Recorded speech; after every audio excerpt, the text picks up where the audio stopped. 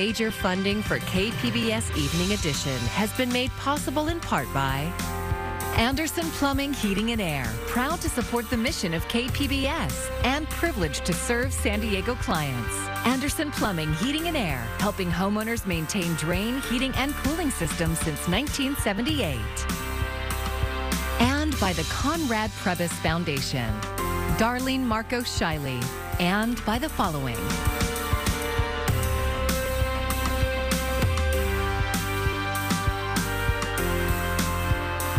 By viewers like you. Thank you.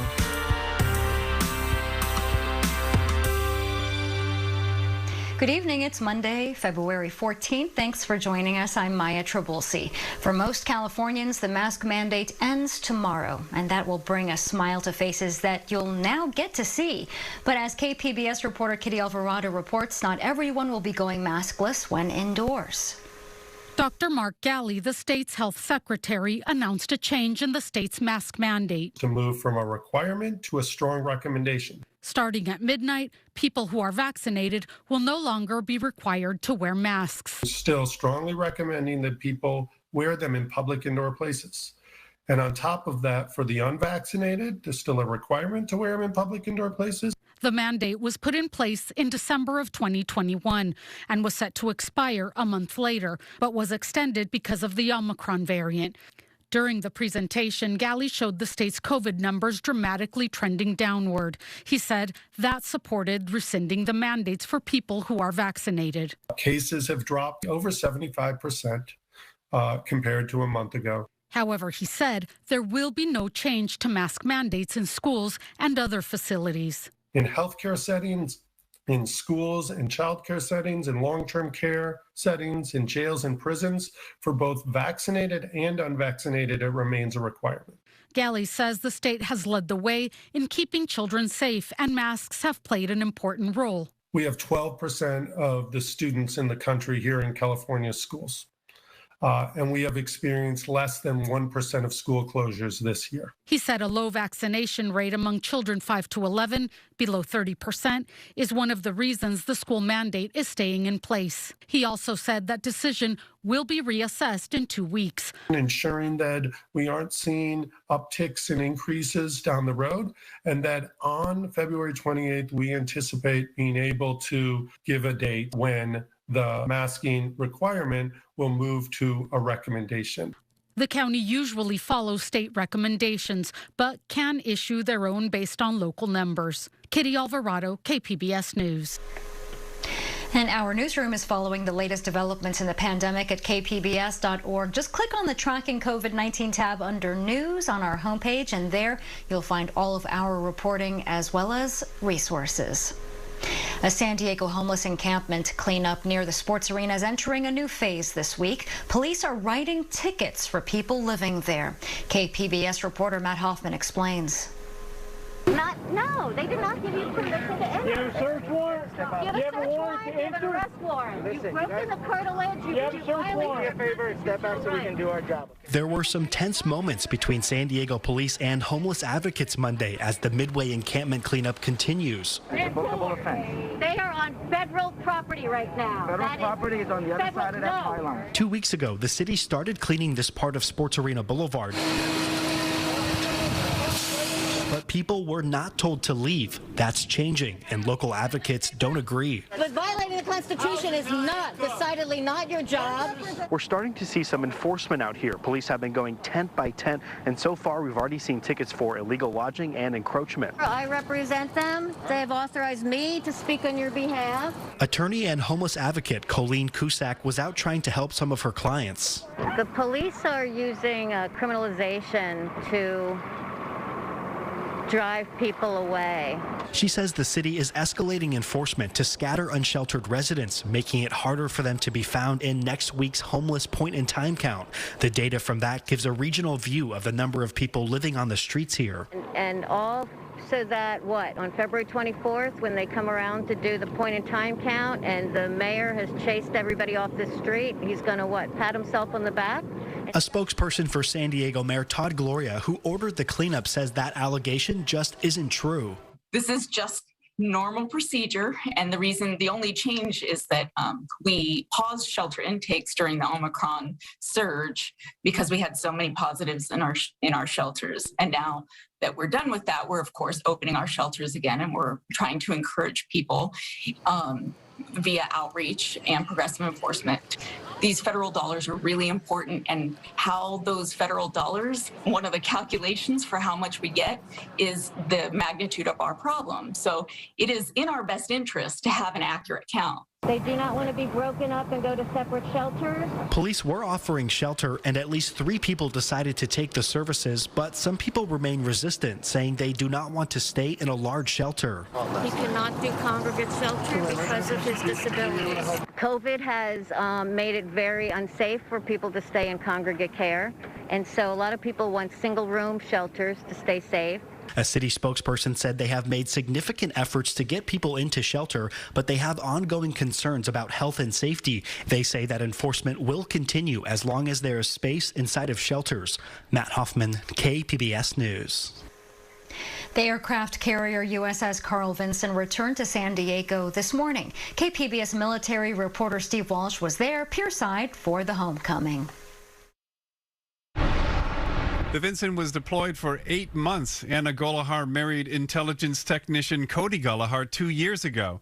They've spent most of that time apart. For us, it was just constantly talking, expressing everything, and just being very vocal, letting each other know how we feel, how we're doing, even if we have to reiterate it 10 times. The carrier was deployed to the Western Pacific, where leaked video footage showed a January 24th accident where one of the Navy's new F-35C fighter jets slammed into the deck of the Vincent, skidding into the Pacific in the South China Sea.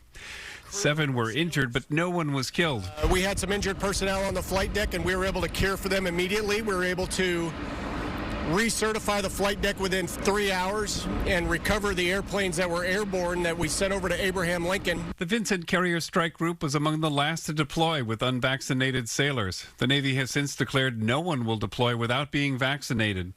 They left with 30 cases on board. Once you can get those numbers through protocol measures and quarantine, you get it down to 0, and then there's no impact.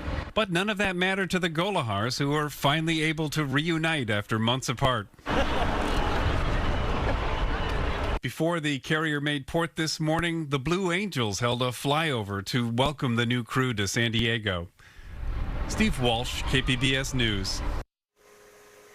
Officials broke ground today on a new affordable housing project next to San Diego's Grantville Trolley Station. KPBS Metro reporter Andrew Bowen takes a closer look at that project and how it fits into the surrounding neighborhood. Ready? 1, 2, 3. In about 20 months, this land will be turned into 126 affordable apartments for low-income families. Right next door, 250 more apartments are already under construction.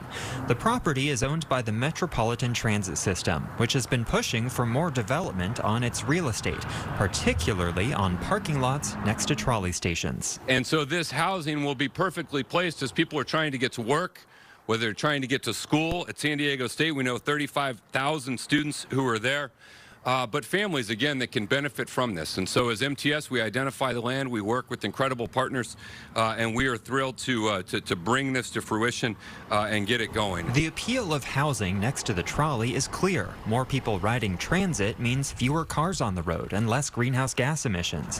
But step off the trolley that overlooks the I-8 freeway and into the neighborhood of Grantville, and you'll see it's far from a pedestrian paradise.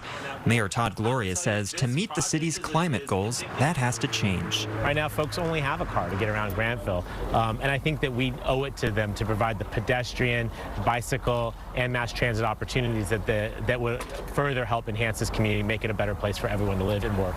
But as hostile as this neighborhood can be for pedestrians and cyclists, the city has plans to make it even more car-centric. A study produced last year calls for widening the streets surrounding the trolley station to accommodate more cars. Mayor Gloria says that's a status quo approach that has to be questioned. He hasn't said whether he'll intervene to stop those road widenings from happening. Andrew Bowen, KPBS News.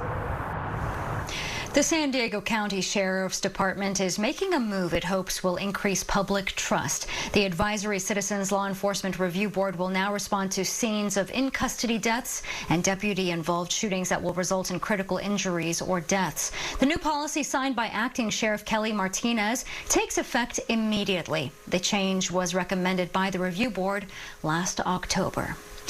It's been 4 years since the deadly school shooting in Parkland, Florida, and gun control activists are ramping up the pressure on President Joe Biden to make good on campaign promises to take action. More now from reporter Daryl Forges. Valentine's Day is more than a Hallmark holiday for the Parkland, Florida community. It's a constant reminder of loss. 4 years ago, a gunman killed 17 students and faculty members at Marjory Stoneman Douglas High School. Words cannot express the tremendous grief our students, employees, families, school district, and community have experienced. The superintendent of Broward County Public Schools leading a moment of silence and reading of the names of the victims. Joaquin Oliver. Early Monday morning, Manuel Oliver, the father of one of the victims, 17-year-old Joaquin Oliver, climbed a crane near the White House to deliver a message to President Joe Biden, unfurling a banner that read, 45,000 people died from gun violence on your watch. Manuel, still Joaquin's dad. He's representing Joaquin in a way to be heard. D.C. police say 3 people were arrested after the demonstration. Several advocacy groups, including one founded by the Olivers, rallied outside the White House Monday, urging President Biden to take more aggressive action on gun reform. And the fact that they haven't done everything and anything in their power is unacceptable. The rally in D.C. kick-started the launch of an online tool called Shock Market to track every incident of gun violence since the president took office. Daryl Forges, KPBS News. The County Office of Education will connect high school students with historically black colleges and universities later this week in a targeted effort to get them to apply. It's an event hundreds of students from San Diego Unified are invited to join. KPBS education reporter MG Perez introduces us to some of them. 17-year-old Jobsy Solomon is on his way to English class here at University City High School. He's president of the Black Student Union and a young man committed to his education and community. I think Black History Month for me is not only focusing on the history, but also the present and the future. Do you guys want to move the cameras up here? Jobsy will attend a Black College Expo this Thursday, connecting high school juniors, seniors, and college transfer students with historically black colleges and universities. 25 HBCUs, as they're known, will be offering information, and a few of them have on-the-spot scholarships and acceptance letters. You're going to have a better experience just because there are people that look like you, and there are more people that look like you. And you're not going to be afraid to really express yourself as a black student. 16-year-old Imani Ojutamori will also be attending the expo, sponsored by the County Office of Education. He has a good idea of what his future might look like. I'm really hoping to go into engineering and statistics. The pandemic of social injustice that supplemented the COVID crisis has Imani on course to make his college education both personal and with a greater purpose. As a black person, I shouldn't just sort of let these things happen and just sort of sit by. I should try and be more engaged and active with my community and trying to go forward with these advancements that black people have already made and trying to make something out of these advancements. San Diego Unified has taken a lead in celebrating diversity on campuses across the district. But it's more than just a celebration. There are changes in curriculum coming too. We are all learners in this space. Wendy Rankber is an instructional support officer with San Diego Unified. Starting with the freshman class of 2024, there will be a requirement to take at least one ethnic studies course to graduate. The idea is to incorporate those studies of diverse cultures in all subjects. There's plenty of input from the community until then. It's called our Ethnic Studies Advisory Committee. and we have our youth advocacy department as well as our ethnic studies team that works on this. We have teachers helping to develop new courses. We're listening to the voices of our students. Students like Jobsy Sullivan, who's celebrating his history and Valentine's Day. There are a lot of ballads, love songs that were written by Black people. So really listening to those and thinking about love. MG Perez, KPBS News. California is parched, and it has been for more than 20 years. In fact, a new study found the mega drought across the West is becoming the deepest dry spell in more than 1,200 years. The study's authors say 42% of the drought can be blamed on climate change caused by burning fossil fuels. Scientists say it will take several years of above-average precipitation to end the mega drought. The study was published in the journal Nature Climate Change.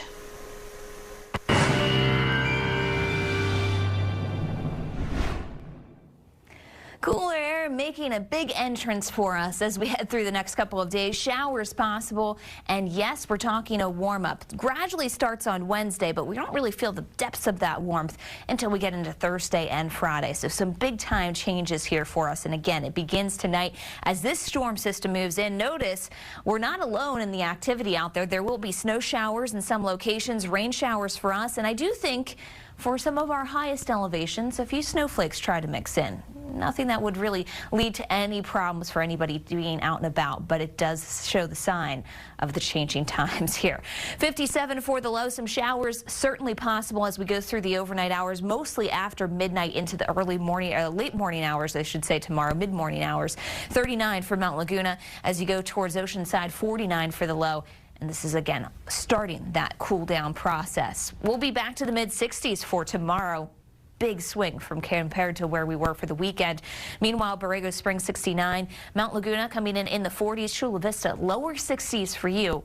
And everyone getting that chance for either some rain showers or, again, maybe a little bit of snow trying to mix in. Here's how our forecast maps out. Midnight, you can see still quiet, still some clouds out there. Going towards daybreak, those sprinkles trying to mix in. There's those signs of green. And even for the mid to late morning hours, the showers really stepping their way on in. That's where we could see some of our heavy rain bouts, certainly getting the pavement wet out there. As this winds its way east, there's still some more moisture. This is a cold front coming through, trying to bring some more changes for us. So big signs here that we will be at least cooler for the next couple of days, right through Wednesday, Thursday, holding on to the 60s. But once we get into Friday and Saturday, back into the 70s yet again. And that's the same thing for inland communities. We're talking about Thursday being in the mid-70s. Well, our Tuesday starts us off with those showers out there and certainly the possibility of temperatures only topping out in the 50s. Mountain locations, some snow showers for you, and we go back into the upper 40s by Friday, close to 50 degrees. Desert communities will be in the mid-70s again by Friday, but the week starts, Tuesday, should say, starts off in the 60s. For KPBS News, I'm meteorologist Melissa Constancer. If you are buying a new home or doing significant repairs, it will cost you more because of rising lumber prices. Supply and demand, yes, but as Bill Weir explains, the supply side of the equation in this case is impacted by climate change. If the definition of inflation is too many dollars chasing not enough goods, well, this is what happens when too many houses chase not enough wood. How would you characterize the price of lumber today? Volatile. Yeah, it is up and down. It got to the point we were just adding 20 to 30% just because, and hopefully that will cover it. It's all they can talk about at the National Association of Home Builders Convention in Orlando this week, starting with a sticker poll. Down here is one person who said it's been by 75%. At a normal time, if the cost of a building material were to increase by 75%, people would be coming unglued. But look what it is. Most of them are 200% or more. Right. There are a few reasons why, but the problem begins in the Canadian Rockies, the source of almost 1 in every 3 boards hammered into American homes, and where a plague of beetles arrived with the power to kill 100,000 trees a day. So many, you could hear them over the phone. And you could actually hear the beetles underneath the bark. He says, I'm listening to my trees being killed. Oh, my God. Forest biologist Janice Cook has studied the invasion of mountain pine beetles for decades. Just one effect of an overheating planet. Warmer overwinters and hotter, drier summers, we saw those populations not only rise to epidemic levels, but in some areas what we call a hyperepidemic. Mountain pine beetles attack a single tree like an invading army, and to defend itself, the lodgepole pine fills its cracks with this sticky chemical compound we know as pitch. Well, this turns out to be highly flammable. So in the end, if the beetles win, you've got a 50-foot fire starter. Beetle Kill Forest helped accelerate those western megafires, and altogether, 50 million acres have been lost up here, an area the size of Minnesota. We have more than 30 mill closures in the interior of BC alone. Mills are not running 24/7 anymore. In the meantime, there is the 40-year-old trade war with the United States, and based on an old formula, tariffs on Canadian wood automatically doubled recently. Joe Biden could dial those back, but like Canada, he's also protecting more federal trees, especially the old-growth stands in places like Tongass National Forest. The Biden administration has cut back on the harvesting of timber on our federal lands for environmental purposes, and so we need more lumber from outside. The Biden administration it has not gone to the table to negotiate a long-term deal with Canada. So once again, we've got to look somewhere else. In fact, we've opened up discussions with the German government about bringing in more from Germany. And more builders like John Riddle in Winter Park, Florida, are finding lumber alternatives by injecting these stackable foam molds with concrete. He says he creates walls 50% more energy efficient and 100% more fireproof. This seems to me, as we watch zoning regulations change in California due to wildfires, like an amazing solution. Yeah, that doesn't burn. Right. Concrete won't burn. Right. Yeah. Now, in my mind, there's no reason why this is not more prevalent in our country. Why do you think it isn't? You know, builders like to do what they always do. But the housing crisis is growing at the same time as the climate crisis, when science says we need all the mature forests we can possibly save. This is the business case for considering our forests and our trees in our forests for their entire ecosystem services and not just the price of a 2x4. I'm Judy Woodruff. Tonight on the NewsHour, the U.S. relocates its embassy operations in Ukraine as Russia threatens to invade. That's coming up at 7 after Evening Edition on KPBS. On this Valentine's Day, you may not think a molecule called DH31 sounds romantic, but maybe that's because you're not a fruit fly. A researcher at UC San Diego has found that this molecule puts fruit flies in the mood for love. KPBS SciTech reporter Thomas Fudge has the story. Neurobiologist Jing Wang says all creatures have a hierarchy of needs, and at the top of the list are food and the drive to reproduce.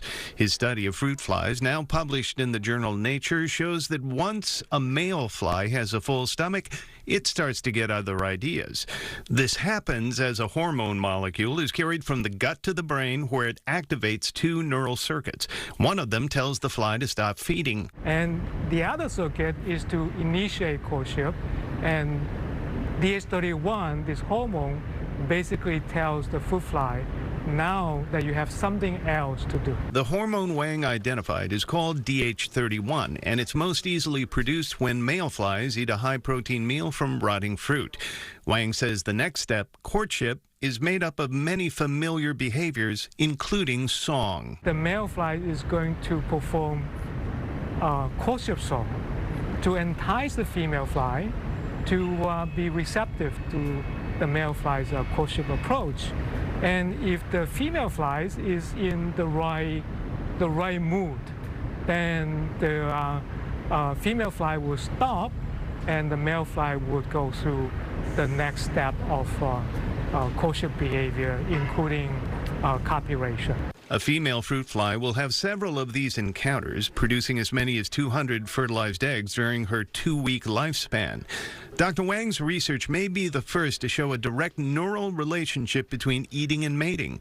Humans don't have a DH31 hormone, as far as we know, but Wang says the tiny bodies of fruit flies are not too different from ours. Therefore, we can get insight into how the nervous system works, and some of which that we can extrapolate it to human systems. For people, we do know that there are some foods, like oysters, that have been considered to be aphrodisiacs, but we know scientifically that a good meal has a very positive effect on love among fruit flies. Thomas Fudge, KPBS News. The Los Angeles Rams are Super Bowl champions, leaving them to answer one question. Matthew Stafford, Cooper Kupp, and Aaron Donald. You and the Los Angeles Rams have just won the Super Bowl. What are you going to do next?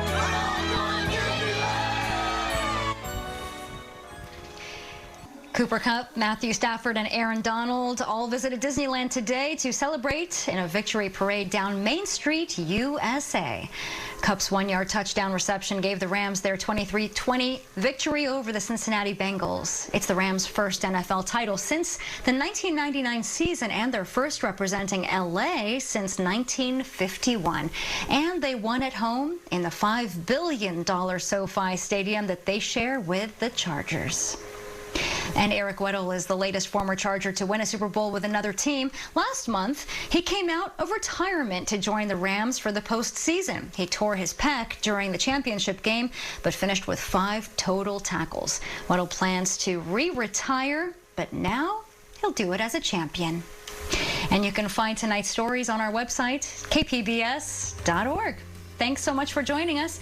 I'm Maya Trabulsi. I hope you have a great evening. Major funding for KPBS Evening Edition has been made possible in part by Anderson Plumbing, Heating and Air, proud to support the mission of KPBS and privileged to serve San Diego clients. Anderson Plumbing, Heating and Air, helping homeowners maintain drain, heating, and cooling systems since 1978. And by the Conrad Prebys Foundation, Darlene Marco Shiley. And by the following.